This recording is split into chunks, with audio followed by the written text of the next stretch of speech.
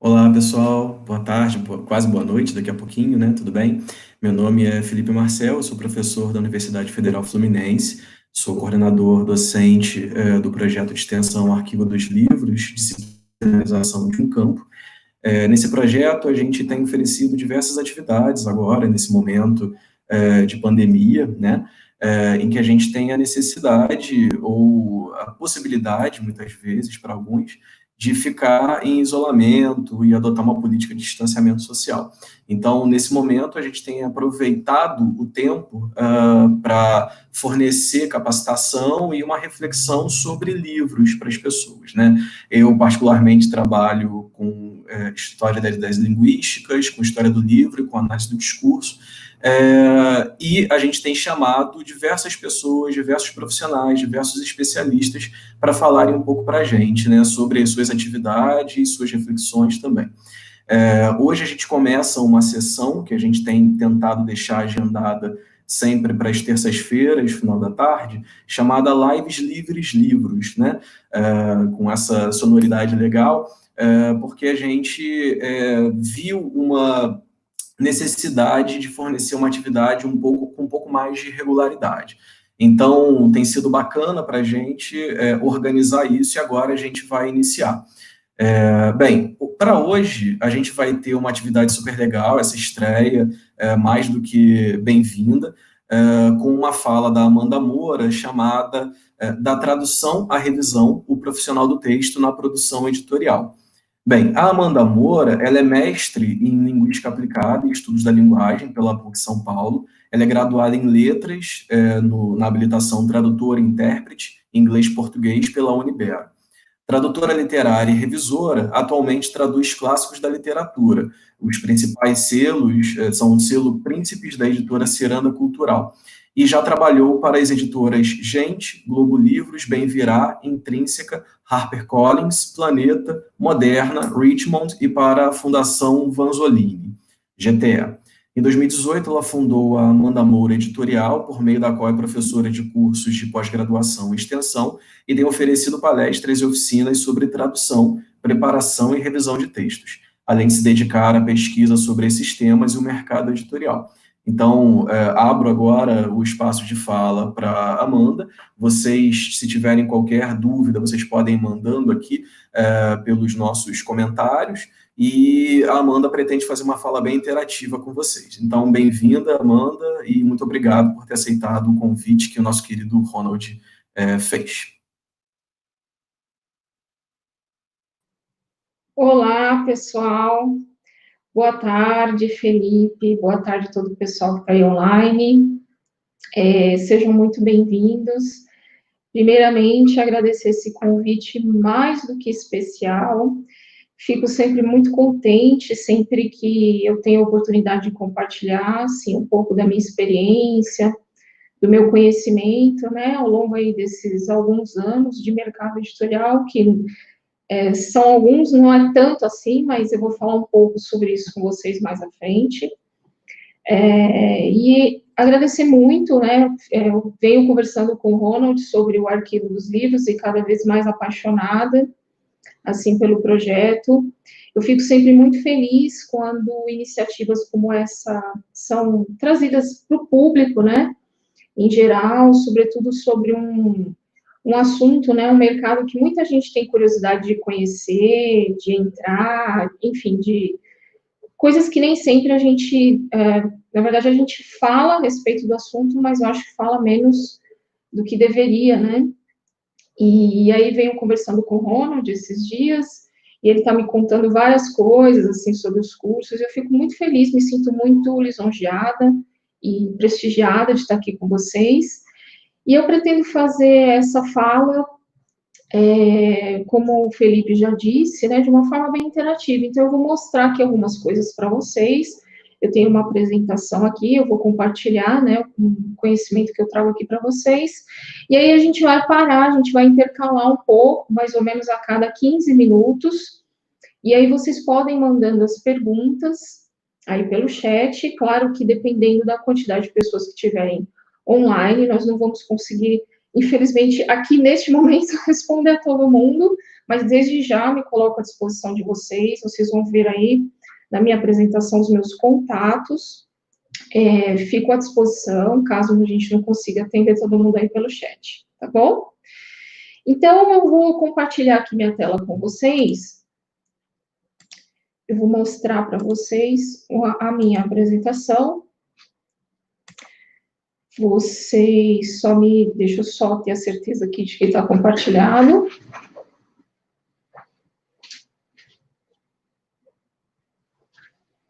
Tá aparecendo para vocês tudo certinho?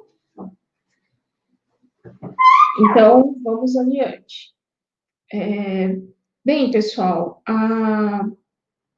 o título, né, dessa live, como o Felipe já avisou, é da tradução à revisão, o profissional do texto na produção editorial. E aí eu já estou deixando aí para vocês os meus contatos, tá?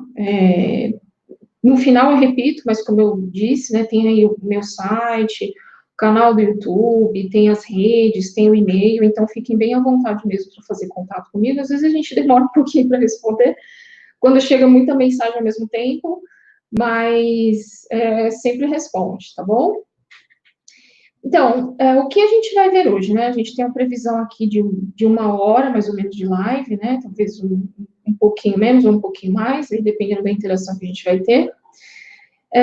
Nós vamos falar, eu fiz aqui um breve resumo aqui, né, do que nós vamos falar aqui nesse encontro. Então, eu vou trazer para vocês aqui as principais etapas da produção editorial de uma obra estrangeira. Então, é claro, isso é uma live, né, de 1 hora, não vamos conseguir, nem é nossa pretensão esgotar, né, o assunto, tem muita coisa aí para falar, quando se fala da publicação de uma obra estrangeira, mas eu vou trazer aqui as principais etapas para vocês. E aí, dentro dessas principais etapas, eu vou conversar com vocês sobre as atribuições do tradutor, do preparador e do revisor de textos.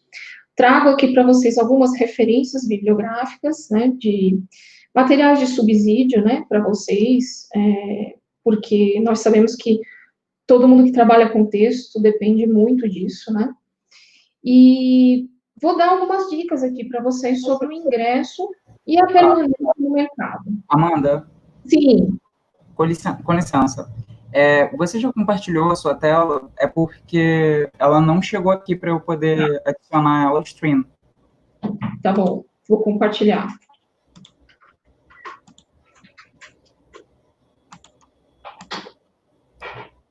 Só um minutinho, tá, Ronald? Claro. Vou sair aqui. Perdão, só foi mesmo para a gente... Por favor, sinalizem. Só um instantinho, tá, pessoal?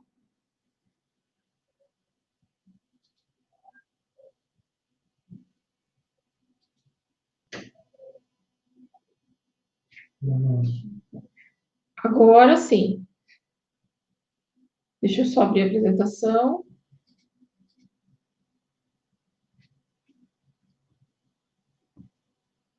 Ronald, sinaliza para mim, por favor. Tá tudo certo. Agora sim. Ótimo, tá bom. Então, eu estou deixando aí para vocês os meus contatos, tá, pessoal? O meu site, o endereço do canal, as redes sociais. Muitos de vocês, eu sei que a gente já tem mantido contato, né? Me escreveram falando, eu vou estar lá, já me inscrevi. Então, fiquem bem à vontade para fazer contato, tá bom? Então, a gente vai, vou só repassar aqui rapidamente, deixa eu só controlar o tempo aqui. Então, a gente vai falar sobre as principais etapas da produção editorial de uma obra estrangeira. Eu vou comentar aqui com vocês as principais, né, atribuições do tradutor, do preparador e do revisor de textos. Vou trazer algumas referências bibliográficas, que são materiais que eu utilizo no meu dia a dia e que eu também recomendo nos meus cursos, né. E vou dar dicas para vocês sobre o ingresso e a permanência no mercado. No início, eu gosto sempre de falar do meu currículo, porque eu sei que essa é uma dúvida, assim, pelo menos as pessoas me perguntam quase que sempre o seguinte, Amanda, você já começou trabalhando com texto? Você saiu da faculdade, já começou a trabalhar com texto? Você fez alguma coisa antes? Muita gente acha que, pelo fato de ter feito outras coisas, de não ser da área especificamente, não pode entrar na área. E eu gosto de falar da minha experiência porque ela mostra justamente o contrário, né? Eu fiz muita coisa antes de trabalhar com o texto em si, né? Eu comecei trabalhando como estagiária. Na verdade, eu fiz, né? Vocês estão vendo aí na apresentação, eu fiz um colégio técnico no Colégio Futuro, né? Que foi, na verdade, virou Colégio Objetivo. Eu fiz técnico em processamento de dados. Naquela época que a informática estava chegando, né? Aqui no Brasil, aquele boom, né? E era grande novidade. Eu sempre gostei muito mesmo de computador. E aí eu fiz, né? O técnico naquela época não era informática, era processamento de dados. E trabalhei como estagiária na Sabesp, então nem coloquei no currículo, porque para não, né, ficar mais fácil da gente ler, mas trabalhei como estagiária, fui professora de inglês. Na verdade, antes de ser professora de inglês, eu trabalhei 3 anos com telemarketing, eu trabalhei no 0800 da Natura, trabalhei 3 anos lá, fui atendente lá e multiplicadora, então trabalhei com treinamento lá. Depois eu fui para a Varig, peguei um período, fui agente de reservas, peguei um período lá bem perto, assim, da falência, né, da Varig, mas passei por lá. Depois foi aí que na verdade, eu já vinha estudando inglês, né, nesse tempo em que eu trabalhava como atendente de 0800, eu já vinha me preparando para... Eu não sabia ainda o curso que eu queria fazer na faculdade, mas eu sabia que tinha alguma relação com idiomas, porque eu sempre gostei muito de inglês, sempre gostei muito de literatura, mas não queria fazer letras licenciatura. Queria algo que eu ainda não sabia o que era, mas que, passando pelas empresas, eu fui descobrindo, né? Então, eu fui investindo na minha formação. Então, enquanto eu era operadora de telemarketing, eu fui estudando inglês, espanhol, e aí eu entrei no CNA, trabalhei lá como monitora de multimídia, não cheguei a ser professora do CNA, mas fiz algumas atividades ali relacionadas, né, ao ensino. Então, fui monitora, substituí um outro professor em atividades extras, né, aquelas song classes. E aí eu continuei, quando eu terminei, né, em vias de terminar o curso de inglês, eu já fui me definindo, né, assim, fui estudando a grade curricular dos cursos das faculdades, e me apaixonei muito pelo curso de tradução, muito pela grade, porque eu vi que tinha uma grade de linguística muito forte, de literatura. Fiquei sabendo da Unibero, né, fui afunilando, assim, falei, bom, eu quero fazer a Unibero, né. E aí, enquanto eu cursava a faculdade, eu fui passando por essas empresas. Então, eu fui recepcionista na Camargo Corrêa, fui recepcionista no Deutsche Bank, trabalhei como secretária no Crédit Agricole, também trabalhei num banco que não está aí, foi um período curto, mas chamado Tribanco. E só quando eu terminei a faculdade, em 2012, que eu comecei a trabalhar de fato com texto. Mas o curioso disso, pessoal, é que quando eu ingressei no curso de tradução, eu não ingressei para ser tradutora, especificamente. Eu não me imaginava de modo nenhum, como tradutora. Eu ingressei e falei, então por que você escolheu a tradução, né?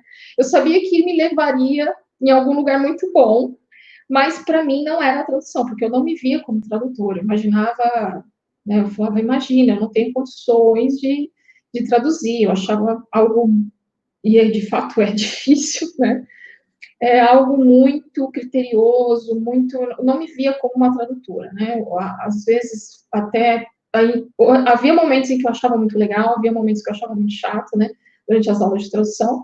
E até então, como eu vinha trabalhando como secretária, eu estava tendo evoluções, assim, na minha carreira, né? Nessa área de secretariado, eu falei, bom, eu vou ser secretária. Mas ainda não batia, alguma coisa aqui dentro de mim não batia.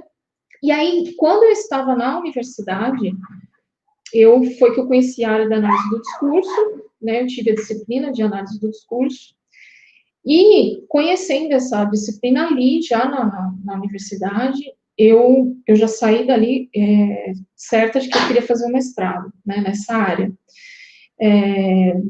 E aí, quando eu saí da faculdade, que foi em 2011, foi que eu tive a oportunidade de trabalhar para o universo dos livros, porque eu, dando aula de inglês para uma pessoa que trabalhava dentro dessa editora, um certo dia ele me perguntou, mas você traduz, né?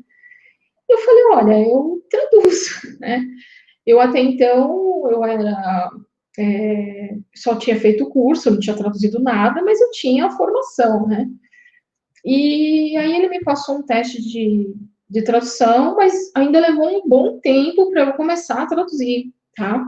Então, e depois dessa tradução, é que foram vindo os outros clientes, né? A Novo Conceito, a Editora Gente, a Intrínseca, já vou mostrar para vocês no meu portfólio, a Globo, a Bem Virar, a Moderna, mas como que isso foi acontecendo? Gosto de dizer também que, né, de falar a verdade mesmo, a carreira no mercado editorial, ela nem sempre é linear, né? Os meus alunos já estão careca de saber disso, eu estou sempre comentando isso com eles. Então, tem momentos que você vai ter muito trabalho, principalmente se você é freela, né? Como no meu caso, eu trabalho exclusivamente para o mercado editorial como freelancer, né? Como autônoma. E há momentos em que você vai passar meses sem trabalho. Isso eu estou falando tanto de tradução, quanto de preparação, quanto de revisão. Então, você tem que ter sempre muito planejamento. Quem assistiu a live de sexta-feira sabe que eu conversei aqui, né, com vocês lá, tá lá no meu canal, quem quiser acessar, enfim. Eu falei muito de planejamento, né, conversei muito sobre isso com vocês. E, então, as coisas acontecem assim, né, no mercado editorial. E muita gente acaba desistindo ali no meio do caminho, né, porque, por exemplo, fica 3 meses sem trabalho. E eu levei um bom tempo para poder viver apenas, entre aspas, porque não é assim até hoje, né, do mercado editorial, apenas o que eu ganhava como freela. Eu levei um bom tempo.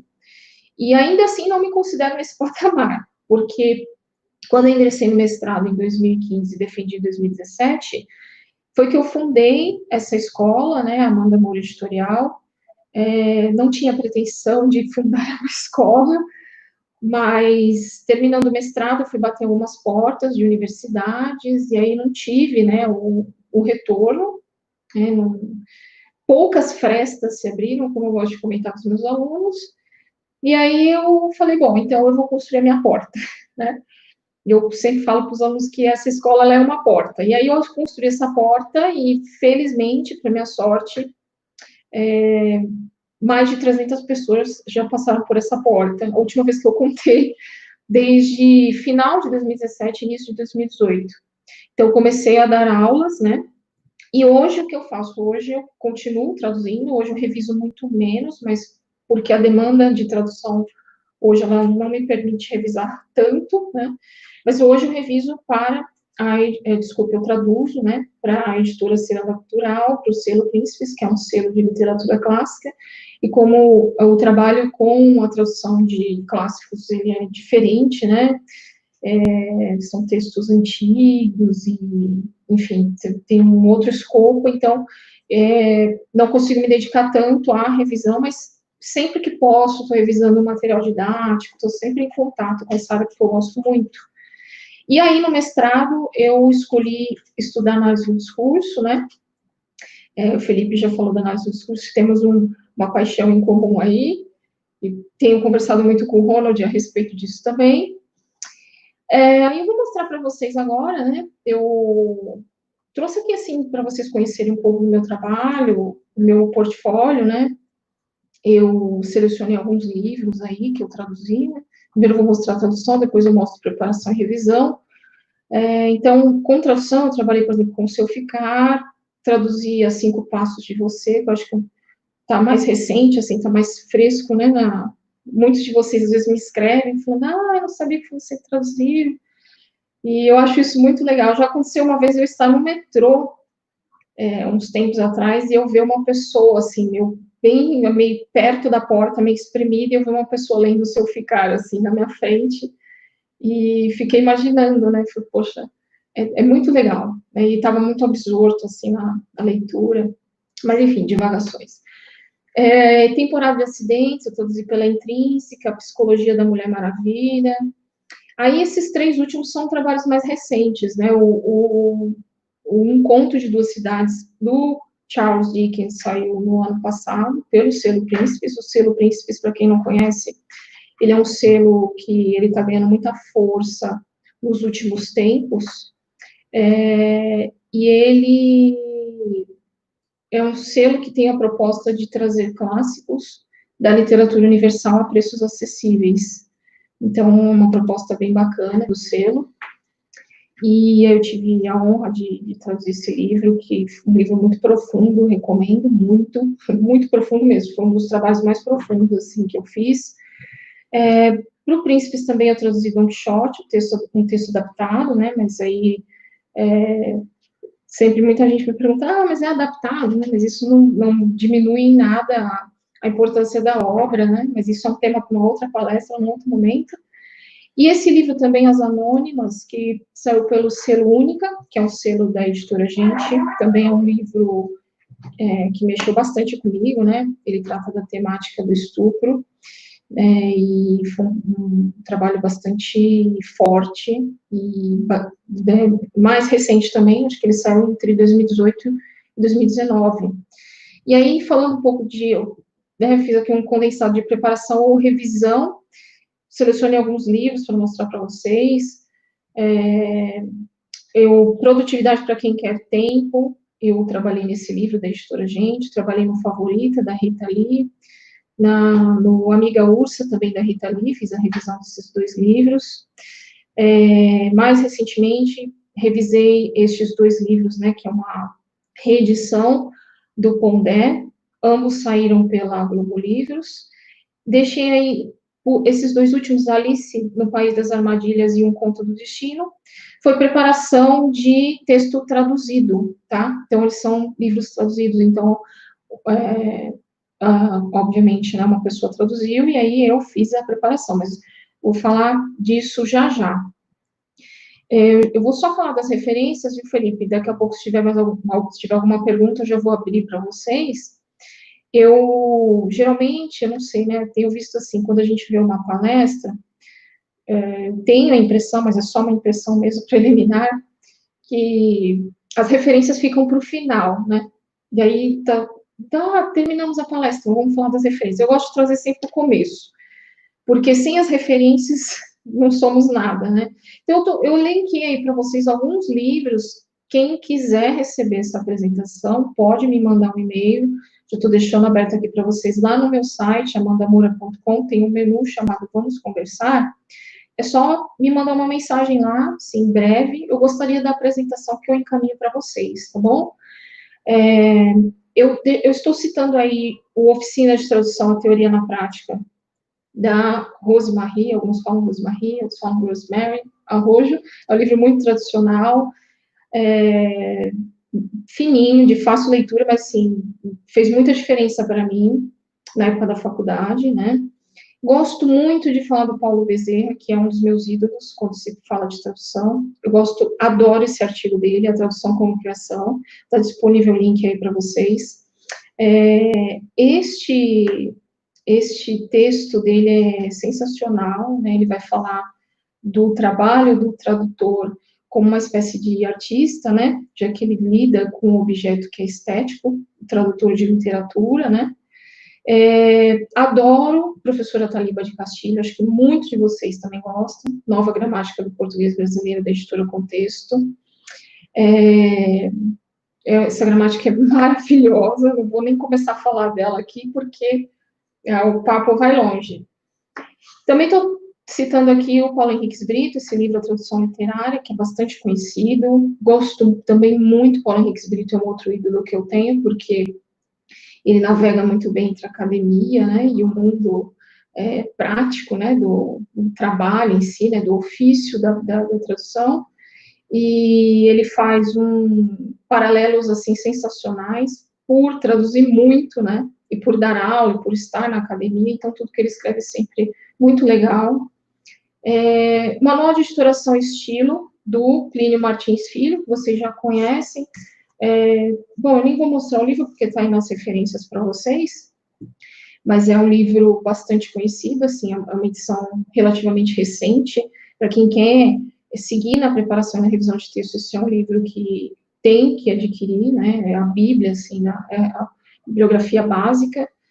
Vocês sempre me perguntam mas que tipo de material eu consulto quando eu tiver aquela dúvida de crase, quando eu quiser saber se aqui tem vírgula ou não tem. Tem muito material que a gente consulta, né? Mas um que talvez a gente fale pouco são os manuais de redação dos jornais. Então, eu, particularmente, eu gosto muito do manual de redação da Folha, do manual de redação do Estadão. O manual de redação do Estadão está disponível online, é só ir lá no Google e digitar, embora ele não seja tão atualizado quanto este, né, que eu estou referenciando aqui para vocês, e também oferece ótimos subsídios. Este livro, o Além da Revisão, Critérios para a Revisão Textual, sou verdadeiramente apaixonada por ele, do Aristides Coelho Neto. Eu tenho a segunda edição, mas eu sei que ele já tem uma edição nova, imagino que deve estar melhor ainda. É um livro muito minucioso, muito prático, muito didático. Ele faz análises incríveis. Gosto muito desse livro também, acho que compensa. A gramática descritiva do português brasileiro, provavelmente muitos de vocês já conhecem, do Mário Perini, né? Nem vou entrar em mérito aqui, eu vou passar o dia falando. Tem um livro do Ildete Pinto, esse livro, infelizmente, ele está esgotado, é muito difícil de achar, mas eu gosto de referenciar, porque ainda tem quem acha em biblioteca, ainda tem pessoas que têm esse livro, e ele é muito bom, Manual de Preparação e Revisão. E a Luciana Salazar Salgado, que mexeu no meu texto, ela traz questões contemporâneas de edição, preparação e revisão textual. É uma leitura, digamos, mais assim, profunda, né, reflexiva sobre o ofício, né, do texto, mas eu acho que também vale super a pena, né, para quem quiser se aprofundar. E aí eu vou começar a falar agora para vocês das etapas das principais etapas da produção editorial. Quando eu terminar esse slide aqui, aí eu vou abrir para a gente ver se tem alguma pergunta, se vocês já têm alguma coisinha aí que queiram perguntar, tá bom? Então, como que funciona, né, quando a editora ela decide publicar uma obra estrangeira, tá? Então, o primeiro passo é adquirir essa obra, né? Adquirir os direitos de publicação dessa obra. E como que isso acontece? Existem alguns meios aí, vou citar aqui alguns que são os principais. Primeiro são as feiras, né? Então a Feira de Frankfurt, a Feira de Bolonha, e tem tantas outras por aí mundo afora. Então a editora, né, é o grande, vamos dizer assim, o ponto de encontro, né, dos editores do mundo inteiro, e autores, todo mundo que está envolvido no mercado editorial mundial. Então, assim como a gente tem a Bienal, que é voltada para o leitor, essas feiras, elas são voltadas para os editores, para os autores, para quem publica, né? Então, é lá que se adquire direitos, é lá que muitos autores vendem os direitos da obra para país tal, para editora tal, né? Isso é um modo. Além das feiras, o editor, né, ele fica de olho no que está vendendo lá fora. Então, por exemplo, eu estou de olho na lista do New York Times. Olha, eu vi que tem um best-seller, né, saiu um best-seller lá nos Estados Unidos, vamos atrás desses direitos, será que essa obra já está vendida? E aí vamos fazer contato com o agente literário. Então, esse é um outro modo. Os leilões, né, que são muito parecidos com leilões de obra de arte mesmo, então os editores vão lá e dão um lance daquela obra, né, e aí é muito parecido mesmo, quem dá mais, né, aí bate o martelo, né, quem faz a oferta é maior, né, e tem outras questões aí envolvidas, mas é só para vocês terem uma ideia de como que funciona essa aquisição de uma obra estrangeira. Então, quero publicar. No caso de clássicos, tem os clássicos que vão para domínio público, né? Então, se é domínio público, você não vai pagar o direito autoral. Então, também é um tipo de publicação, né? Feita a aquisição da obra, começa-se a pensar na tradução. Na verdade, enquanto se adquire a obra, muitas vezes já está se pensando no tradutor ou na tradutora. Quem é que vai fazer essa tradução, né? Quem é que tem o perfil apropriado? Essa obra demanda um tradutor específico? Existe alguém que tenha a disponibilidade ou que possa atender ao requisito dessa obra, e aí tem vários pormenores, por exemplo, um livro que vira filme, um filme que vira livro, né? Já vi o contrário também. Então, tem alguém que tem afinidade com esse assunto. Por exemplo, aquele livro que eu mostrei para vocês, da Psicologia da Mulher Maravilha, eu imagino, né? Imagino que a editora, quando ela adquiriu ali os direitos daquela obra, ela já começa a pensar: precisamos que uma mulher, né, traduza essa obra. Então, quem vai ter esse perfil? Uma mulher que tem afinidade com o mundo dos super-heróis. No caso dessa obra, ela é uma coleção de ensaios. Então, alguém que esteja afinado com o mundo acadêmico, que também esteja afinado com o mundo dos super-heróis, enfim, tudo isso é muito pensado. E aí vai se pensar no projeto gráfico, né? Então, que cara que esse livro vai ter? No projeto gráfico, né? Na verdade, até antes ali do projeto gráfico, já começa a se definir muitas coisas. Então, qual vai ser o custo de publicação dessa obra? Quanto vamos investir nessa obra? Quanto vamos pagar a lauda de tradução? Vai ser uma edição de luxo? Não vai? Vai ter sobrecapa? Não vai?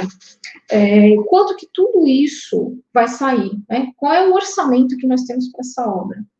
E aí, no projeto gráfico, tudo isso também vai ser decidido. Então, por exemplo, a gente quer uma sobrecapa, queremos uma edição diferenciada ou não, com essa edição, ela vai ser uma edição a um custo acessível.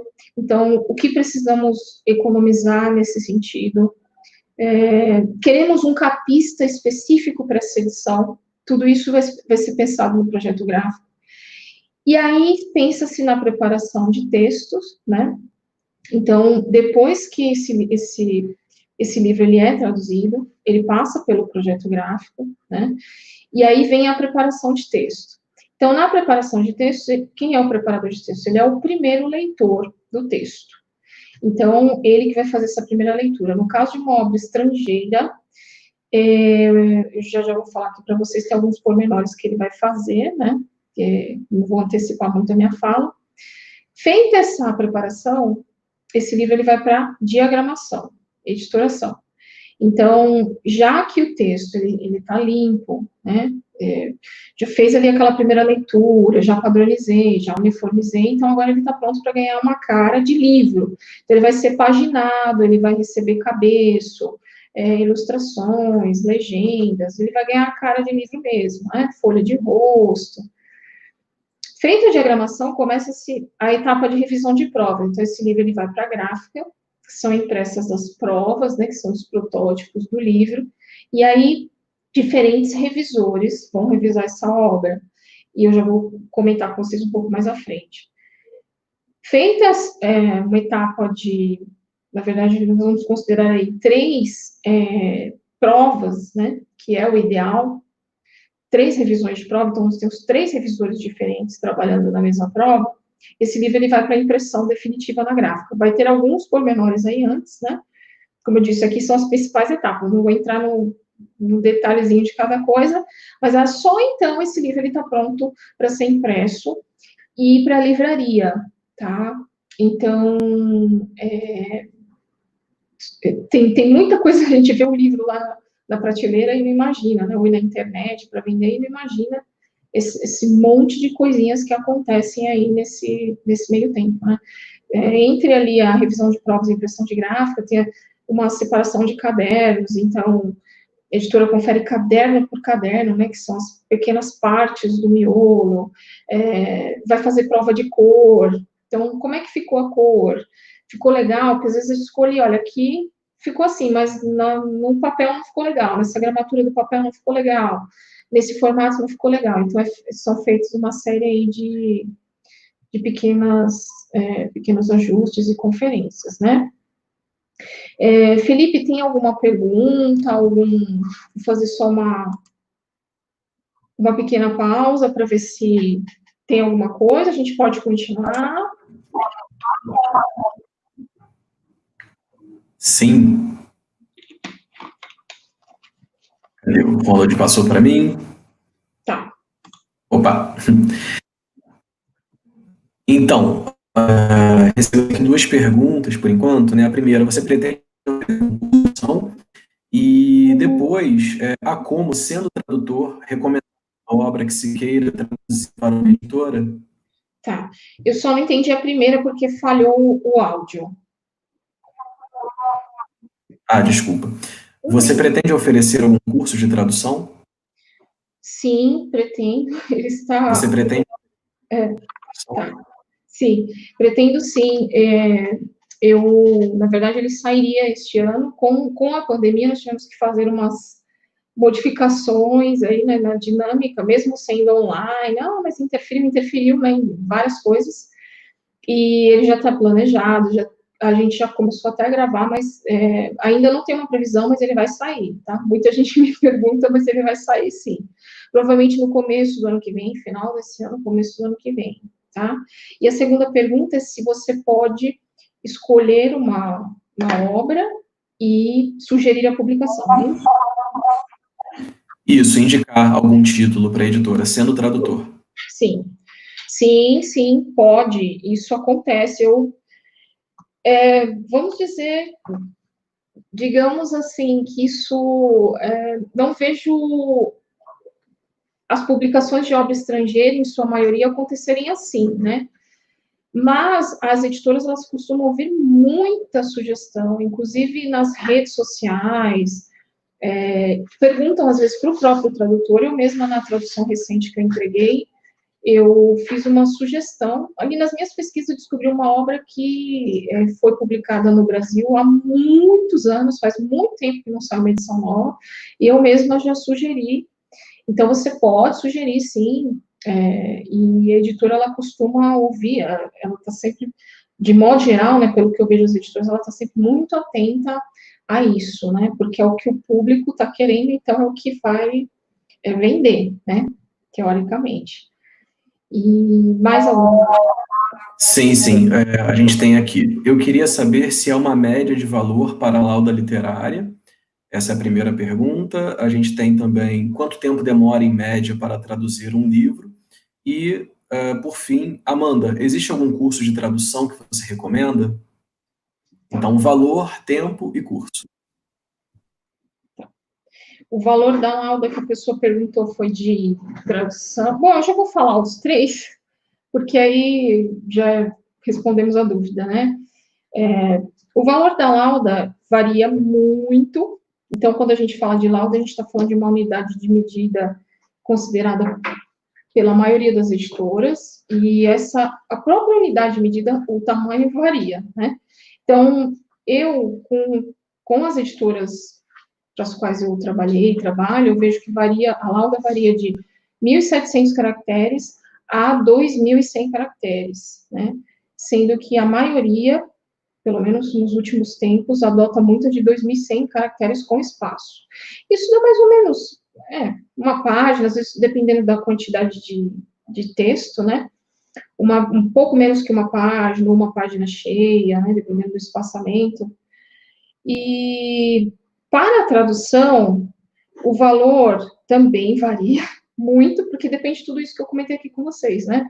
Então, quanto vamos investir nesse livro? Ah, esse livro nós temos um orçamento, essa é a nossa grande aposta. Nós vamos investir muito, então a lauda vai ser mais. Ou então, não, olha, esse livro, ele é um livro, uma segunda opção do nosso catálogo, não é o carro-chefe do catálogo, então vamos pagar menos. Então, vamos jogar uma média, tá? Para vocês verem como varia. Eu já recebi, vou falar do que eu já recebi. Eu já recebi de 15 a 35 reais a lauda. Olha como varia, né? Então, se não for mais do que o dobro, de 15 reais a 35 reais. Então, isso quer dizer o seguinte: tem livros, dependendo do tamanho do livro, né? Isso depende também de quantas laudas tem esse livro, qual é o tamanho desse livro. Tem livros que você vai receber, por exemplo, 3.000 reais o livro, tem outros livros que você vai receber 6.000 reais, um outro 7.000. Claro, e você fala, ai, nossa, 7.000, 6.000, legal. Mas não se esqueça que você vai levar, com certeza, mais de um mês para traduzir esse livro. E aí, isso, Felipe, vai ao encontro daquilo que eu falei aqui no começo, da linearidade do mercado editorial que não existe, né? Por quê? Porque você tem que se programar, muitas vezes. E eu tenho a impressão que existe uma ideia, né, de que quem trabalha no mercado editorial são pessoas abastadas, né, que têm dinheiro. Ah, você traduziu livro, né? E, na verdade, a tradução literária, a revisão literária, ela paga muito menos do que uma revisão técnica, né, do que uma tradução técnica. Ela paga muito menos. Então, dá para se viver de tradução, de revisão? Depende muito. Qual é a renda que você gostaria de ter? Você compõe renda com alguém? A tradução, a revisão é a sua principal fonte de renda? Você tem outras fontes de renda? Eu, particularmente, eu nunca consegui viver apenas de mercado editorial. Conheço muitos colegas que vivem, sim. Tem um nível de produção alto, trabalham muito. Mas eu sempre tive que conciliar com outras coisas. Então, sempre ou traduzindo e revisando concomitantemente, ou traduzindo e dando aulas, como é o caso agora. Então, fundei a escola, então hoje eu vivo de tradução e das aulas da escola que eu tenho. Então, eu tenho que sempre procurar algo para compor a minha renda. E se você parar para ver, por exemplo, eu vou falar dos meus ídolos aqui, né, como Paulo Henrique Brito também, ele dá aula e trabalha com tradução. Caetano Galindo também, dá aula, trabalha com tradução. Paulo Bezerra, a mesma coisa, né? Inclusive, existe um livro que eu não citei aqui, A Arte de Traduzir, do Breno Silveira, que também é um livro raro, infelizmente, assim, é meio difícil encontrar, mas eu encontrei no exemplar, e ele fala disso, parece que o tradutor literário, ele tem sempre uma outra atividade, ele não consegue viver só da tradução, uma pena, né, mas é a realidade. Então, eu falei do valor da lauda de tradução, a preparação, ela também varia bastante, mas a gente está falando do mesmo tamanho de lauda, tá, a média aí, e as áreas que pagam melhor são didático e, geralmente, livros do segmento religioso pagam mais. Mas olha só como varia. Falando de didático, muitas vezes eles não tratam como lauda, mas como página, dependendo se é preparação ou se é revisão. Mas eu vou falar de novo aqui das médias que eu já recebi. O didático, ele paga ali 13, 15 reais, dependendo da disciplina também. Por exemplo, inglês costuma pagar um pouco mais, outra língua, né? E 8 reais, mais ou menos. De 8, né? Vamos falar do menor para o maior. De 8 a 17 reais, mais ou menos. Aí, estou falando de didático. Agora, de literatura, preparação, em média, também depende do livro, todas aquelas questões que eu falei para vocês, em média, 7 reais a lauda, 8 reais a lauda, tá? E revisão, que é a etapa subsequente, em torno de a literatura, 4, 5 reais a lauda, e o didático é um pouco mais, então tá ali na casa dos 10, tá? Isso aqui, como eu falei para vocês, estou falando de média, varia de editora para editora, de projeto para projeto, mas é mais ou menos essa média. Então, por esses valores, vocês podem ter noção do quanto o pessoal do editorial trabalha muito, né, para conseguir uma renda, assim, falando, eu tenho uma renda. Então, é por isso que você vê muita gente pegando fila no fim de semana, acaba ganhando no volume, né, acaba ganhando ali no volume, mas é mais ou menos esses valores. O tempo, alguém perguntou sobre o tempo, né, que leva para traduzir, é isso, Felipe? Se eu entendi bem? Olha, também varia muito. Vou dar um exemplo para vocês. Eu acabei de entregar uma tradução que, na verdade, é uma adaptação de um clássico, né, é uma tradução-adaptação. Então, esse clássico, ele tinha, originalmente, mais de 900 páginas, e o meu desafio era transformá-lo em pouco mais de 200 páginas. Por que isso? Porque é a característica do selo, né, tornar a obra algo acessível. Então, para eles conseguirem publicar com uma versão com um preço mais acessível. E, enfim, existem vários objetivos para fazer adaptações, estou citando aqui apenas um deles, né? Mas eu trabalhei nesse projeto, tudo bem que isso é um caso excepcional, uma adaptação, mas eu trabalhei nele 9 meses. Existem livros que têm um regime de urgência maior, por exemplo, o livro que vira filme, o caso do As Cinco Passos de Você, do Seu Ficar, traduzir ele no tempo recorde. Por quê? Porque ele tem que sair junto com o filme, senão a editora ela perde ali né, o gás da coisa e ela vai acabar não vendendo o tanto que ela precisa vender, depois ela perde o investimento, né? Então, um bom prazo para traduzir um livro, novamente, depende do tamanho do livro, mas 3 meses é um bom prazo, geralmente é uma média ali que você tem para traduzir um livro, né? E a editora, geralmente, ela pede para você recebe depois que você entrega esse projeto, né? E curso de tradução, não sei se vocês se referem à graduação, mas extensão, né? Aqui em São Paulo, eu sei, que assim, agora tem essa questão do online, né? A gente não sabe muito bem o que está presencial, o que está online.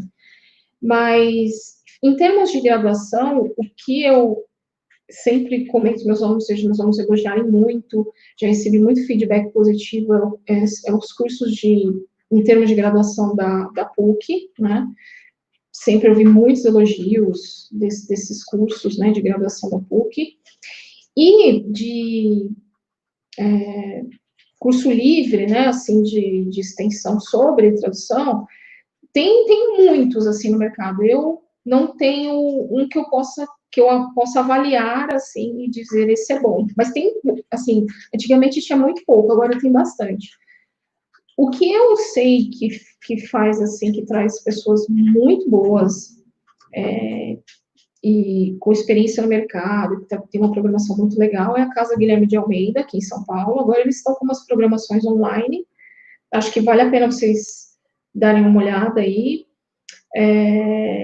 e eu vou tentar me lembrar de mais alguns aqui, mas que eu saiba são esses, né? E claro que eu vou dar, mas o que eu vou dar, vocês ainda vão avaliar, ainda não podemos falar, né? Podemos retomar? Eu estou de olho no tempo, pode deixar. Tem outras dúvidas aqui, pintaram várias, porque você abriu o espaço, então, claro que as pessoas vão aproveitar, né? A possibilidade do tradutor literário trabalhar online em editoras, como tem várias, agora eu acho melhor fazer a pergunta, você responder e depois eu volto. Beleza. Há a possibilidade do tradutor... Literário trabalhar online em editoras? Sempre freela, tá? Em editora. Eu nunca vi um tradutor de editora que trabalha interno, tá? Nunca vi. Pelo menos literatura, tá? Tô falando de literatura. É sempre externo, é sempre profissional externo, autônomo com o meu trabalho, tá? Aqui a gente tem também. Quanto ao projeto orçamentário para a tradução do livro, o escritor da obra original costuma fazer alguma exigência quanto a isso? Geralmente, quando é um escritor contemporâneo, ele é representado por um agente literário, né? Que é uma figura que aqui no Brasil não é muito, muito, muito diferente do que é lá fora. Então, esses acertos são sempre, geralmente, intermediados pelo agente literário, né? E tem lá uma faixa, alguma coisa ali. Claro que tem autores e autores, né? Tem aquele autor que já é consagrado. Então, por exemplo, vamos pegar Leandro Carnal, por exemplo, né? A editora, muitas vezes ela pede, eu acredito, né? Porque fazendo umas lucubrações, mas que ela pede um livro por demanda para ele. Com certeza ele vai receber ali um valor antes, né, de receber o preço de capa. Então, existem casos e casos, né? Aí a gente tem... Minha língua aqui coça para eu falar também contigo e perguntar coisas, mas eu sou um mero mediador nesse projeto. Pergunte, vamos embora. Então, aqui a gente tem, mas você pode sugerir uma obra se você já é uma pessoa de referência para uma editora, né? Acredito que complementando aquela pergunta lá atrás, se um tradutor pode... Pode, mas não é obrigação, assim, não que a editora necessariamente vai aceitar, mas pode, claro. sem dúvida. Mesmo porque quem trabalha com tradução com texto está sempre antenado com essas coisas, né? Editora, ela tem uma equipe ali, geralmente as equipes, elas estão sempre muito sobrecarregadas, trabalhando numa produção altíssima, né? Tem editoras que publicam, assim, 10 livros por mês. Então, vocês imaginam todas as etapas que eu passei para vocês, com os profissionais envolvidos, tudo isso tem que passar por uma conferência interna lá dentro, né? Então, tem muita coisa ali. Mas, com certeza, é uma possibilidade, sim, sugerir, né? E leitores, eles ouvem muito leitores também, costumam ouvir bastante. Só me interromper, eu vou interromper agora rapidamente, né? Tem também a figura do tradutor que é especializado naquele autor. Então, o autor publicou alguma coisa nova que nem o agente, nem a editora estão sabendo, o tradutor chega lá e já indica. Perfeito, isso mesmo, Felipe. Então, existem vários meios, né, assim, da obra. Aliás, isso é muito legal, porque aí que você descobre as coisas novas, né? Não fica requentando, muitas vezes, aquelas coisas sempre, né? E isso é muito saudável. Eu gostaria que isso acontecesse mais vezes, né, com mais frequência, porque a gente tem muito talento aí escondido que muitas vezes a gente não chega ali no lugar certo. Exato. Né? Outra pessoa aqui, a próxima questão é sobre crowdfunding, né? Crowdfund translation, tradução por vaquinha, né? É uma boa. E depois oferecer tradução a uma editora. Olha, não é uma área que eu conheça muito, então não vou opinar sobre isso. O que eu sei, que eu já vi colegas fazendo, e eu achei muito legal, acho que tem muita gente aqui que vai comentar sobre isso, é sobre o Babel, que é uma espécie de tradução voluntária, né, que você traduz a obra, e aí você ganha algo que eu também não sei exatamente quanto é, não vou falar porque eu não sei, à medida que o livro vende. E isso é um jeito muito bacana de você criar portfólio. E você ter ali algo comprovado, olha, eu fiz, eu participei, né? E é uma coisa que está aí que a gente tem que pesquisar e se inteirar, quem quer entrar, né? Legal. Clientes internacionais que querem publicar livros em português. Eles não sabem o que é lauda. Como cobrar por palavra? Olha, aí é delicado, porque esse é um parâmetro, né? Quando a gente fala da lauda, é um parâmetro aqui das editoras brasileiras, né? O que você pode fazer, a gente tem como referência o site do Sintra, né? Que tem vários valores lá, não me lembro agora de cabeça. Tem os valores. Você pode usar aquilo como referência com esse cliente, porque aí você tem como fundamental, olha, tá aqui, né? Não é da minha cabeça. E levantar uma média, procurar conversar com colegas que já tenham feito esse trabalho. E vai depender muito do perfil dessa pessoa, né? Quanto que essa pessoa pretende investir? Ela pode falar para você, não, pode cobrar o seu valor que eu. Né? É igualzinho o caso da editora. Qual é a aposta que a pessoa está fazendo nesse projeto? Olha, eu não tenho muito para investir. E aí você vai negociar, você vai ver se aquilo é importante para você. Eu acho que eu vou pegar, porque eu acho que é uma boa oportunidade para eu começar, ou não vou, enfim. Então, você vai analisar esses pormenores, né? O que é importante é sempre estabelecer tudo muito no início, né? Quanto vai ser, como você vai receber, os protocolos, o que você espera dessa obra, você tem alguma recomendação específica, e manter esse diálogo durante o trabalho, porque se você fizer de um jeito, chegar lá no final e mudar tudo, né? É muito delicado, é muito complicado. Então, e sempre pontuando, sempre avisando. Quando chegar lá no final, ele não vai falar, olha, mas você não me avisou. Olha o que você fez, né?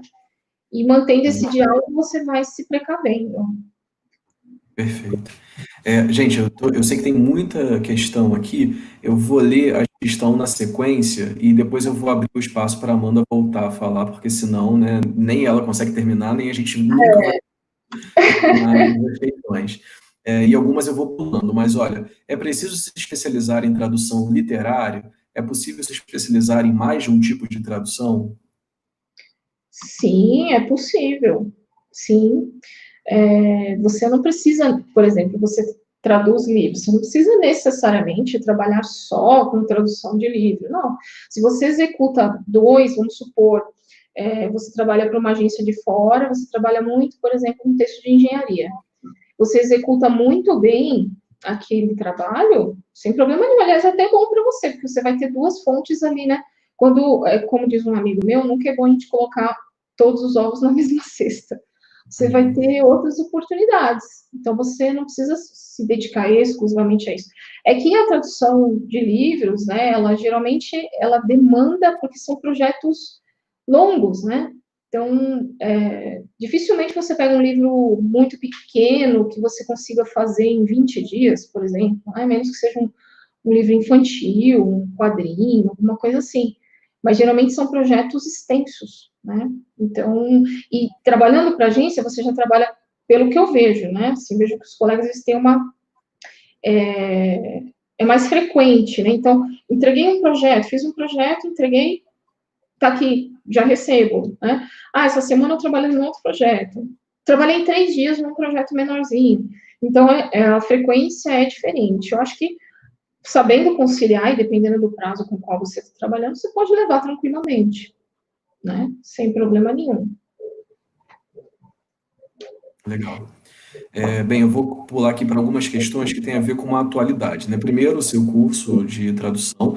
A pessoa está questionando se você pretende oferecer a tradução para outras línguas que não o inglês. Uhum. Lá. Tá. Eu pretendo, eu tenho já conversado com alguns colegas de outras línguas, então, no meu curso, eu pretendo oferecer, vou dar uns spoilers aqui, né? Eu vou oferecer uma carga, assim, não gosto muito dessa palavra, mas é isso, pesada, né, de introdução à tradução, aos estudos, né, teóricos da tradução. E aí, para cada língua, só não me peçam para falar as línguas ainda, tá? A gente vai ter um professor orientador nesse curso, tá? Então, pegar aqui, por exemplo, espanhol. Vai ter um professor orientador que vai trabalhar espanhol com você. Então, são duas partes, né? E aí, esse professor, ele vai fazer para cada exercício que eu der, por exemplo, de inglês, ele vai trabalhar espanhol com quem é de espanhol, quem é da outra língua, com quem é da outra língua. Então, eu estou já conversando com os colegas, assim, para a gente fechar isso daí. Legal. A próxima questão também tem a ver com essa atualidade, né? Como o mercado editorial tem reagido à pandemia? Tem arriscado novos projetos? Você vê um impacto grande nesse mercado? Olha, pessoal, esse é o que tem tirado o sono, né, de quem trabalha com livros. O que eu tenho visto perdas, mas tenho visto muitos ganhos, por outro lado. Então, a explosão, assim, dos e-books, as editoras nunca investiram tanto nos e-books, e eu acho que isso vai ser muito saudável, porque isso pode salvar acabar com muitos problemas, assim, que o mercado editorial enfrenta já há algum tempo, né? E tá todo mundo tendo que se reinventar. O que eu vejo é que muitas editoras, elas estão fazendo uma curva, né, nunca antes imaginada, e se surpreendendo positivamente ou negativamente com os resultados. Vejo alguns projetos que vinham à tona, de repente, indo para a gaveta, mas nascendo 2 ou 3, muitos diferentes e muito promissores. Então, particularmente, eu tenho visto com otimismo, né? Sou meio romântica, mas eu tenho visto com otimismo, porque as pessoas, à medida que né, alguma parte, não são todas, né? A gente fala muitas vezes da nossa realidade aqui da metrópole, do home office, mas não é bem assim. Mas se voltando, né, assim, para o trabalho em casa, para uma atividade mais interior, eu vejo que as pessoas estão lendo muito. Eu tenho recebido relatos, aquele livro eu consegui finalmente ler. Eu consegui fazer tal coisa, eu consegui terminar aquele curso. Eu consegui, então, eu tenho a impressão que o conhecimento e o livro, né, acho que a grande matéria-prima por meio da qual a gente obtém o conhecimento, ele está fazendo uma subida aí, né? Está tendo um pico, e eu acho que o mercado editorial ele vai ganhar com isso. Acho que é o grande momento para o mercado falar, vamos pegar um mercado que já vinha numa crise muito acentuada, embora eu concorde, mal, eu já vi uma fala, depois vocês pesquisam aí na internet, do Plínio Martins Filho, ele está dando uma entrevista para o Diálogos da USP, e ele fala assim, que a crise do mercado editorial é crônica, e eu concordo muito com ele nisso, porque nós temos muitos problemas estruturais, né? Não é só financeiro, não é nada disso, até em questão física, né? Tem lugar que o correio não chega, tem lugar que a pessoa ela não consegue receber, às vezes, algo essencial, um remédio, por exemplo, né? O correio não chega lá, não tem. E aí a gente vê, às vezes, movimentos assim, vem para a livraria, e aí outras pessoas dizem, mas para onde? Aqui na minha cidade não tem livraria, né? Onde é que é essa livraria? Ah, então compra pela internet, mas a internet não chega aqui. Então, quando ele fala de crise crônica, eu concordo com ele nesse sentido. Como fazer o livro chegar a essas pessoas? Porque quando você vai ao mercado, você vai comprar comprar uma garrafa d'água. Não tem um livro lá na prateleira para eu comprar, né? Então, eu acho que é mais ou menos por aí, né? Já estou lucubrando aqui, não me dá asas que eu vou, Felipe. Olha, a gente acabou de virar 1 hora, gente. Eu vou pedir que a Amanda volte. Estou ignorando, de fato, algumas questões aqui. Peço desculpas a quem fez as perguntas, mas como acabamos de virar 1 hora e, né, a Amanda tem compromissos, todo mundo tem compromissos, inclusive quem está assistindo, eu vou deixá-la voltar à apresentação. Tranquilo, tá bom.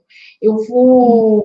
A gente acabou falando muitas coisinhas aqui nessa apresentação. Na verdade, eu vou compartilhar novamente, tá, Ronald? Deixa eu voltar aqui. Só me sinalizem se está aparecendo para vocês a apresentação. Tá, né? Se não estiver aparecendo, vocês gritem, por favor. Então, que editora, eu vou fazer assim, um apanhado aqui, né? Que a gente acabou tomando um tempinho aí, mas eu acabei falando muito disso com vocês, nessas perguntas que vocês fizeram. O que a editora ela espera de um tradutor, né? Eu, na verdade, eu coloquei aqui assim, alguns principais assuntos, né? Do que é um bom tradutor, que eu listo aqui a partir da minha experiência, a partir do que eu já ouvi colegas tradutores falando, a partir do que eu já escutei em cursos, né? Uma relação de extrema confiança, primeiro de tudo, essa é a base, né? Então, o editor, ele passa um trabalho sempre para um profissional em quem ele confia, ou que ele está pretendendo confiar. Então, deixa eu testar, deixa eu ver se eu posso confiar nesse tradutor, nessa tradutora, né? O tradutor, o editor também espera que ele entenda o texto, ele tem a obrigação de entender. Não entendeu, ele vai consultar outros colegas, ele vai perguntar, ele vai mastigar aquele texto até ele entender. Tem que entender, tá? Não tem outra opção, tem que entender. E eu estou pegando uma fala aqui do Paulo Bezerra, que é a interpretação teatral do texto. Ele fala que o tradutor ele faz uma interpretação teatral. Porque quando traduzimos literatura, entramos em atividade estética porque traduzimos a arte da palavra. Aí você diz, nossa, que bonito isso, né? E uma vez eu vi o Paulo Bezerra falando que quando ele está traduzindo, ele veio, acho que num fórum aqui em São Paulo, e ele contou essa história. Ele gesticula, ele bate na mesa, e às vezes ele fala com isso, você não é meio que um louco traduzindo, e um dia alguém perguntou para ele, nossa, mas por que você faz isso, né? Ele fala, porque eu tenho que entrar na voz desse narrador, dessas personagens, para eu poder colocar no papel, transmitir o que ele está sentindo, o que ele está falando. E aí eu comecei a entender muitos comportamentos que eu tenho também, né? Muitas vezes eu pego, leio frases para o meu marido e falo, você entendeu isso aqui? Aí ele fala, não. Então eu falo, bom, se ele não entender, o leitor também não vai entender. Reproduzo, às vezes, movimentos de personagens, né? Ah, dobrou o braço, encostou a cabeça assim, recostou na cadeira, mas não totalmente, enfim. tudo isso a gente vai fazendo. Então, de certo modo, nós somos, sim, né, artistas da palavra, porque é uma série de interpretações que você faz para poder chegar no sentido do original, no conjunto de sentidos do original, nos efeitos de sentido do original. Então, a tradução de literatura, ela não é uma tradução conceitual, você lida com efeitos de sentido, né?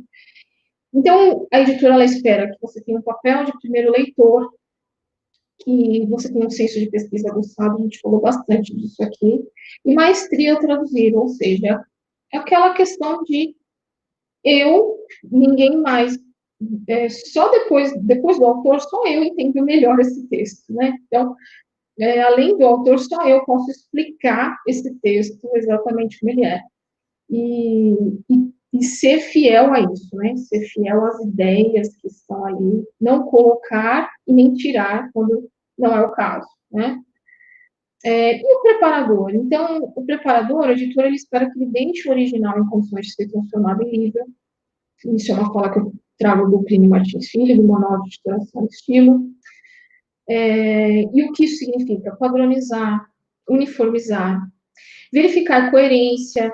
Então, coerência, quando a gente fala, um exemplo aí que quem já me viu por aí pelas palestras já deve ter ouvido citar esse exemplo. Então, no texto está assim, o Sensação é o melhor chocolate da Garoto. Aí tem o quê? Tem um problema de coerência, porque Sensação não é da Garoto, é da Nestlé, né? Ortografia, ambiguidade, vícios de linguagem, mecanização da tradução. Quando o preparador lida com o texto traduzido, ele também elimina a mecanização de tradução. Quando o tradutor mecaniza, não é que ele necessariamente seja ruim, é porque ele está tão imbuído ali naquela atividade que muitas vezes alguns trechos, alguns fragmentos acabam sendo mecanizados. Batida de parágrafo. Então, eu vou comparar o original com a tradução para ver se teve algum salto, se sem querer o tradutor pulou alguma linha, pulou algum parágrafo, alguma palavra. Tem a obrigação de entender o texto, tal como o tradutor. Tem a obrigação de adequar o original às normas editoriais. Então, por exemplo, aqui nessa editora, a gente escreve 10 por extenso em vez de número arábico, tá? Então, aqui nessa editora, a gente sempre grafa, por exemplo, marketing em itálico. Então, tudo isso são normas editoriais. E tem um senso aguçado de desconfiança. Então, o preparador, ele faz uma leitura angustiada. É aquela leitura que o leitor não pode ter. O leitor que compra o livro na livraria, ele vai ler por prazer. Então, é uma leitura muito angustiada, né? Você tem que desconfiar de tudo, de datas, de nomes, de remissões, de legendas, de imagens.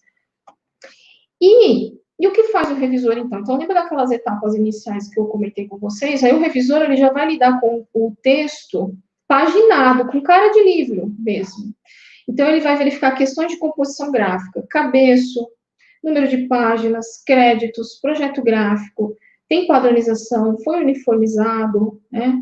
Tem algum problema ali de ilustração,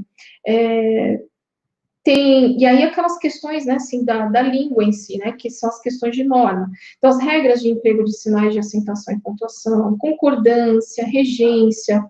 Então, por exemplo, os menino, né, saiu na prova assim, então vou colocar esse S ali, isso é um problema de concordância. Ele confere erros de digitação, saltos, omissões, repetições, questões de infinização. Então, por exemplo, bem-sucedido. Aí, sem querer, eu acabei fazendo o que eu queria mostrar para vocês, né? Essa quebra de linha de bem-sucedido. No livro, o sucedido ali, ele tem que vir precedido por um outro hífen. Então, tem que ter uma dobra do hífen aí. Então, isso o revisor também checa nas provas. Então, ele vai checar se o hífen ele está presente na translineação. Estou ilustrando aqui algumas das coisas que o revisor faz. Aí eu foquei, porque eu sei que tem muito revisor aí, futuros revisores, né? Eu foquei no perfil do revisor aqui com vocês. Então, como que é o revisor? O que eu preciso para ser revisor? Algumas características, tá? Tem outras. Mas você tem que ter um ótimo grau de cultura geral, conhecer de tudo um pouco e sobre as diferentes áreas. Então, para quem trabalha com texto, não existe texto inútil. Não existe. Ah, mas eu peguei um panfleto na rua com uma propaganda de alguém que trabalha instalando telha. Ótimo. Pega aquele panfleto, dá uma lida, tem alguma coisa ali que vai ser importante para você em algum momento, né? Um bom conhecimento de composição gráfica, como eu já citei aqui com vocês, né? Conhecer tudo que tem ali no livro. No meu curso eu falo muito disso, tá? Provavelmente alguém pode perguntar aí. Então, o que é um cabeço, o que é uma folha de rosto, o que é um colofão, o revisor tem que saber tudo isso, porque ele confere. Ele tem que ter um excelente conhecimento das normas linguísticas, né, que é, acho que é a premissa, né, a coisa mais óbvia aí pra gente. Então, ele tem que conhecer as regras para emprego de crase, de hífen, de dois pontos, de vírgula, tudo isso que a gente pressupõe, né, que o revisor faça. E uma muito importante, mas muito importante, uma postura profissional e respeito ao texto do outro, tá? Então, isso eu acho que é a base, né? A base do revisor. Ele tem que respeitar o texto do outro. Este texto não é meu. Então, olha, se fosse eu que tivesse escrito esse texto, ele estaria muito melhor. Legal, mas não foi você. Você é o revisor. Então, até onde eu devo ir? E aí, isso tem várias questões aí, que eu também falo no meu curso, mas a principal é: este texto não é meu. Então, a noção de certo e errado no trabalho de revisão, ela é relativizada. Então, o revisor, ele não é um corretor. Se ele fosse corretor, já tinha uma máquina para fazer isso, para colocar. O Word faz correção, né? Você colocar lá, a partir com crase, o Word vai corrigir. Isso é um corretor. O revisor não é isso. O revisor vai ver se aquele a partir está certo ali, se não tem repetição, se foi colocado um espaço a mais ou menos, enfim. Estou pegando um exemplo aqui, né, para ilustrar. Mas o revisor, ele faz muito mais do que corrigir gramática, enfim, né? Isso é uma questão também que dá mais umas 20 palestras. Por fim, pessoal, a gente já vai caminhando aí para o fim. Eu vou deixar aqui, eu já comentei nas perguntas que o Felipe fez, acabei falando bastante, mas vou enumerar aqui algumas dicas que eu vou passar para vocês. Vou compartilhar com vocês a partir do que eu conheço do mercado, a partir da minha experiência que eu já comentei aqui com vocês. Então, o que fazer para entrar no mercado editorial? Tenho certeza que tem muitas pessoas aí curiosas para saber, né? Primeiro, fazer cursos relacionados a então, isso que vocês estão fazendo aqui hoje. Isso é um ótimo primeiro passo. Tem muita coisa gratuita, tem muita coisa paga. Participe, né? Esteja presente, estude a fundo, esteja em contato com a área o tempo todo, mantenha o foco. Eu falei isso na live de sexta-feira, quem participou, quem não participou está lá no canal do YouTube. Mantenha o foco. Por exemplo, eu adoro fazer curso, eu vou fazer 10 ao mesmo tempo. Será que você está tendo um aproveitamento necessário desses cursos? Né? Não é melhor se concentrar em 2, fazer mesmo com esmero, ter um aproveitamento, esmiuçar aquela bibliografia, e aí você vai falar, bom, agora eu percebi, agora eu vou para o outro, então agora, né? Então, mantenha o foco. Mantenha-se atento aos eventos, como eu falei aqui para vocês, e faça contato com as editoras. Hoje em dia, está muito mais fácil, né? Nesse mundo digital, as editoras estão fazendo lives, posts no Instagram, no YouTube. Mas antes de fazer esse contato, você já fez o curso, você está mantendo os contatos, você está conhecendo pessoas da área, você tem que se perguntar com qual tipo de livro eu gostaria de trabalhar, né? Eu vou dar um exemplo. Eu, por exemplo, não me imagino trabalhando num livro da área de saúde, né? Tem muitas editoras, mas muitas especializadas nisso. Então, essa editora não é essa editora que eu vou procurar, né? Não é o meu perfil. E aí tem uma outra questão aí.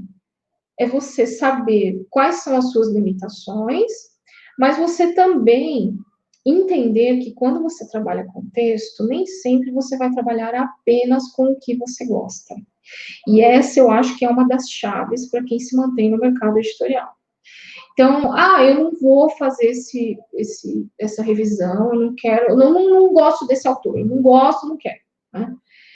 Eu falo muito, assim, eu gosto muito de usar esse exemplo com quem eu converso, quando eu falo do mercado editorial, o trabalho de preparação e revisão, que nós, profissionais do texto, nós nos parecemos com os médicos, né?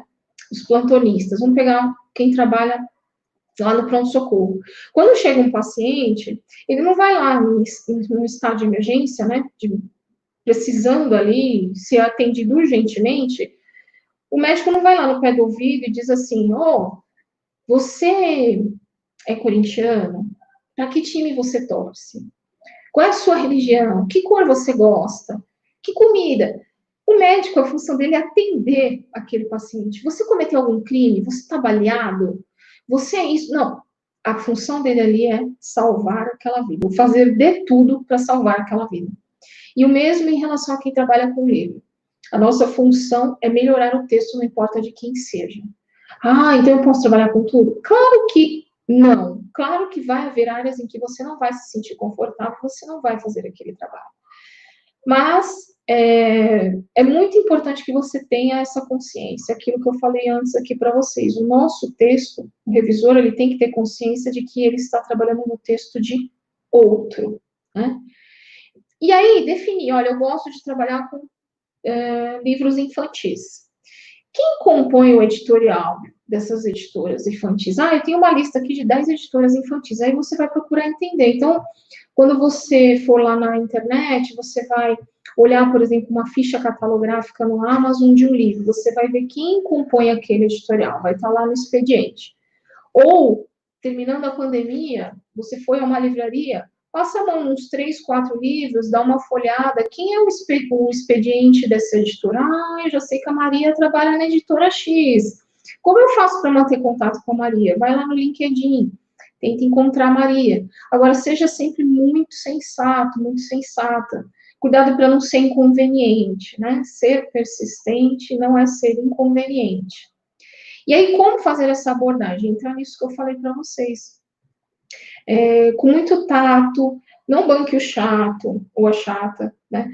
Tem aquelas editoras que você vai tentar 1, 2, 3 vezes, você vai entender que não é para você, não tem o seu perfil, não te respondeu, ótimo, fecha essa porta, pula para uma outra e vamos embora, né? E às vezes você fecha essa porta e lá na frente, dali a alguns anos, aquela editora te procura. E é muito curioso isso, né? É aquilo que eu falei para vocês da não linearidade do mercado editorial. E aí, por fim, eu quero dizer para vocês o seguinte: o que não fazer para entrar no mercado editorial? Então, o que eu recomendo que você não faça? Ser inconveniente, como eu acabei de citar aqui com vocês. Recusar testes. Eu já vi colegas às vezes comentarem assim: eu não vou fazer esse teste. Ela me mandou 10 páginas de teste, isso é teste. Ela está querendo que eu faça esse trabalho gratuito. Não, isso não é teste. Olha, não pense assim, tá? Porque existem testes e testes. Não pense desse jeito. Tem editora que vai te mandar 2 pagininhas, tem editora que vai te mandar 20, vai te mandar traduzir um capítulo inteiro. É assim mesmo, tá bom? Cada editora tem um perfil. Também fique atento ao seu e-mail, fique atento ao seu LinkedIn. Não demore a responder quando for procurado. A editora, geralmente, ela está trabalhando sempre num regime de urgência muito grande. E aí, você demora para responder, ele vai procurar outra pessoa. Ah, então quer dizer que eu tenho que ficar conectado 24 horas? Não, mas se você está aí à procura, se você mandou um currículo, cheque seu e-mail pelo menos de manhã e à tarde, né? No meio da manhã, no meio da tarde. Pode parecer meio óbvio essas coisas que eu estou falando, mas não é não. Eu já vi muita gente perder oportunidades por conta disso. Cuidado com emissão de opiniões polêmicas nas redes sociais. Eu já vi muita saia justa em relação a isso. Eu não estou falando só de redes sociais, mas em relação a tudo. Já vi, às vezes, eu vou contar aqui uma coisa que aconteceu comigo. Eu soube de uma vaga e eu achei aquela vaga muito legal. E eu postei em um grupo que vivia perguntando: gente, vocês sabem de vagas em editoras e tal? E eu falei: bom, eu vou compartilhar. Vi tanta gente procurando, e eu compartilhei, e aí começou uma chuva assim, de comentários, pessoas criticando a editora. Ah, essa editora é isso. Aí uma pessoa fala, mas esse editor é aquilo. Mas... E aquilo virou uma bola de neve. E eu fiquei pensando, olha só, essas pessoas, elas podem, talvez tenham até razão nessa opinião, mas ela se queima não só com aquela editora, porque tem muita gente ali de outras editoras que estão vendo aquilo, que estão vendo aquela postura, e a pessoa vai se sentir assim, né? Ela mesma se queima com uma coisa, às vezes, por emitir uma opinião, então muito cuidado com isso. O mercado editorial é um mercado ainda, ele é grande, mas ele é pequeno, né? Ele ainda tem práticas, assim, muito convencionais, né? Muito tradicionais, então muito cuidado. O descumprimento de prazos também é uma coisa muito delicada. Se você está trabalhando com algo que você percebe que esse prazo ele vai estender, avise a editora, avise com antecedência, mostre os seus argumentos.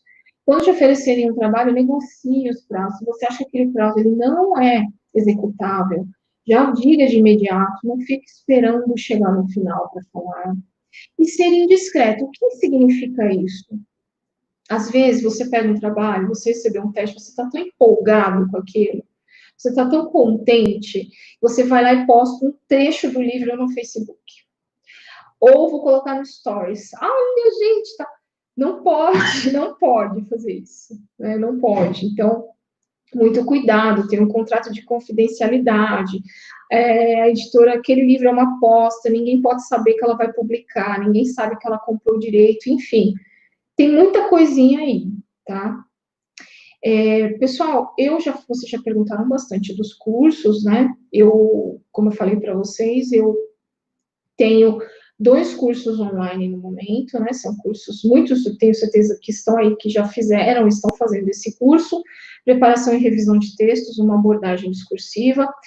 Este curso, nesse curso vocês veem tudo isso que eu estou comentando aqui com vocês, né? Os pormenores.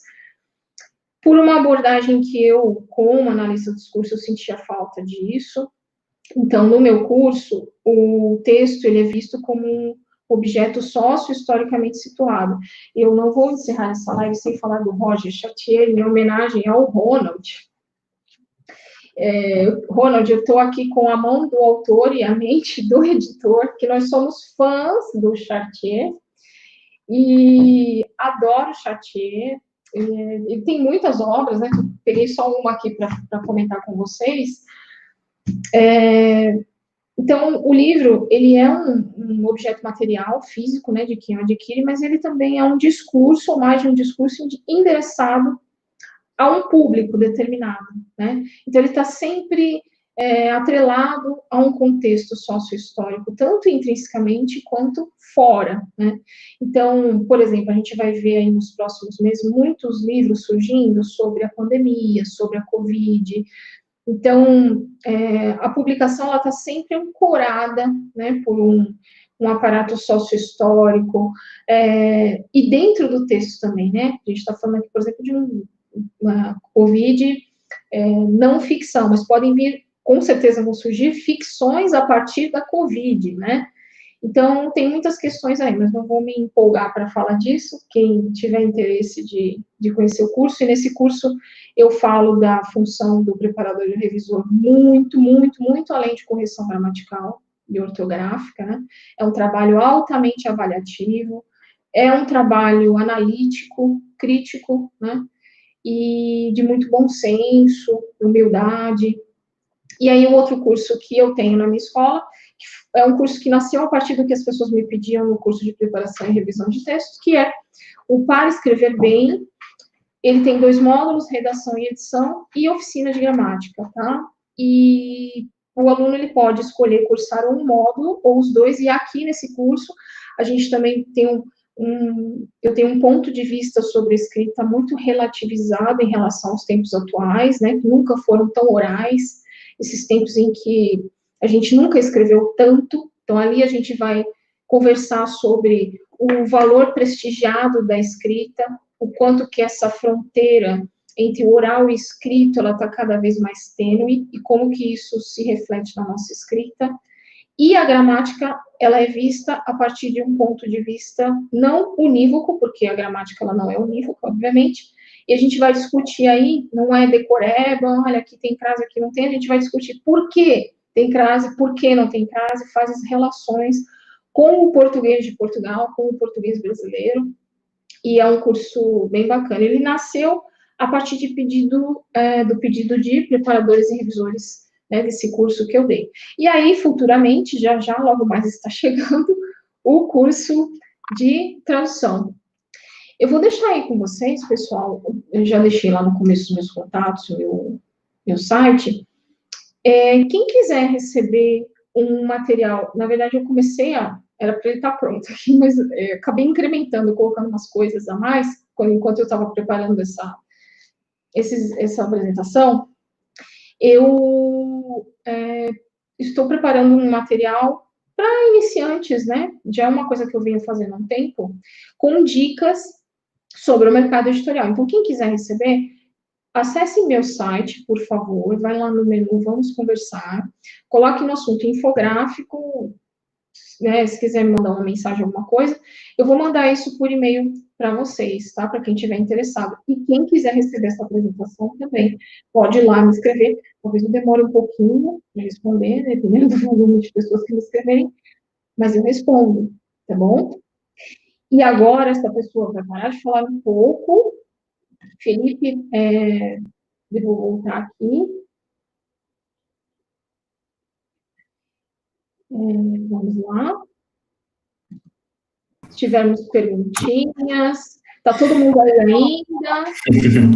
Então, teve bastante pergunta, mas você já foi até respondendo a maior parte delas à medida que você foi informações, inclusive das perguntas anteriores, né, relativas a entrar em mercado editorial, o que é esperado de um tradutor, o que é esperado de um revisor, então foi bem bacana.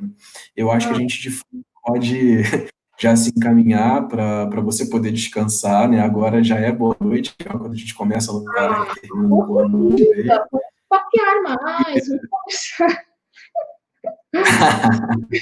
Sempre bom. Aí a gente faz um curso, né? É verdade. Um curso de formação. Tem que ser uma série, né? Maratona. Né? Exatamente. Eu acabei de me mandaram mensagem há pouco falando, não sei se a gente está vivendo ou se a gente está assistindo a lives. Não sei mais o que é lives, né? Live-demia, Então, né? exato. É live-demia, né? É live-demia. Então, eu acho que todas as informações que a Amanda passou para a gente foram extremamente válidas. Esse material, para mim, é de fato informativo analiticamente depois também, né? A gente vai fazendo uma análise, um panorama sobre como o mundo dos livros tem vivido, tem se alterado, né, historicamente. Gostei muito de te conhecer, né? A gente já via textos e tudo, mas eu não te conhecia por vídeo, de fato. E queria agradecer a quem ficou até aqui de uma maneira muito simpática, carinhosa. A gente tem muitos comentários aqui, depois vão ficar salvos lá no YouTube, né? Eu quero. Mensagens de paz, né? A gente quer mais paz mesmo, porque de guerra a gente está se afastando. Então, de fato, quem vem assistir aos eventos que a gente está fornecendo e quer fazer guerra, a gente simplesmente bloqueia. Felizmente, esse recurso. Então, agradeço. Tá? Eu que agradeço, Felipe. Eu peguei uma perguntinha aqui, alguém falou de newsletter, né? Perguntaram sobre a newsletter. Ela está quase pronta também. Eu estou programando, sim, uma newsletter, vai ter muita coisa bacana que eu vou postar lá para vocês, inclusive coisas de parceria. E eu estou bem à disposição, então fiquem tranquilos, podem fazer contato comigo, né? Como eu comentei aqui no começo, às vezes, né, Felipe, a gente fica preocupado de não conseguir responder todo mundo, mas o tempo é muito curto.